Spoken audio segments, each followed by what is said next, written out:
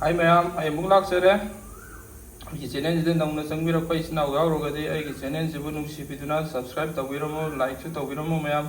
ma'am to Siki need Fanase, a city CEO in Airawa, Dorga Masala, Pantola, Patanat, Okogi, Tauroki, ma'am. Sim that has a key, ma'am. To see, ma'am. How yam, how name, Samzara Kige.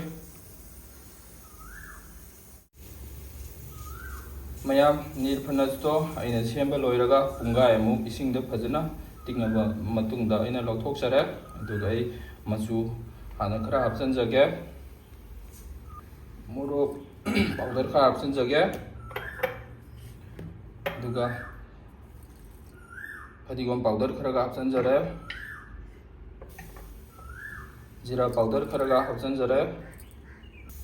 Tunkaraga, Sessions again. Tau kharaga ijanjage mayam sisi phajana ai tokhai jaraga marinate punga amu ngak tawjagige konamu usarake mayam tu punga amu aina marinate tawlore aduga sumaina tu rawadane mayam ko sumaina olaga loina nafangedaba ko aduga thauda tawtoba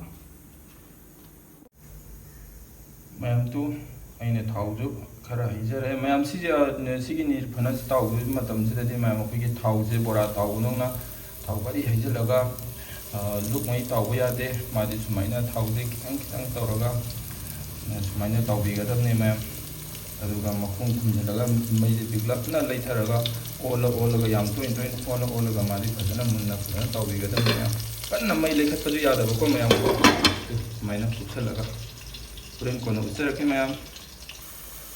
Mayam tu matanga onjare mayam aina thau hairi jibo yaman gere mayam ko thau maming gi waina ka chola laga haige damne aduna ni tur rawad ko aina sai thoi je mayam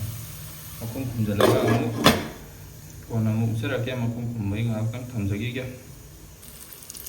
mayam tu sina second round gi ni aduga tu ihana bai sina lokot sara mayam si je makum khumaga mai je pikna leitharaga akang thamjage mayam tu samaina thau yaw to no ko mayam samaina kang na ngogadabne mati samaina sigi ni phanase samaina kang na ngogadab mayam ko mathenga ta oi ochara ki ge mayam tu mathenga ochara kumjalaga minute ama mu phadana thamade dum mulani mayam ko si isada jam kana bane mayam isada jam pa ni si sa kono ochara ke mayam tu nir phanas taw loi jare sigi nir phanas mayam chabada jam hawbani isada jam kana bani mayam aduna ai channel jida nauna changbirokpa isinaw yawrugadi ai channel jibu like share subscribe tawiramu mayam mathangdasu ano kaya thagasaba ngamboi jage ngasigi di loi jarage mayam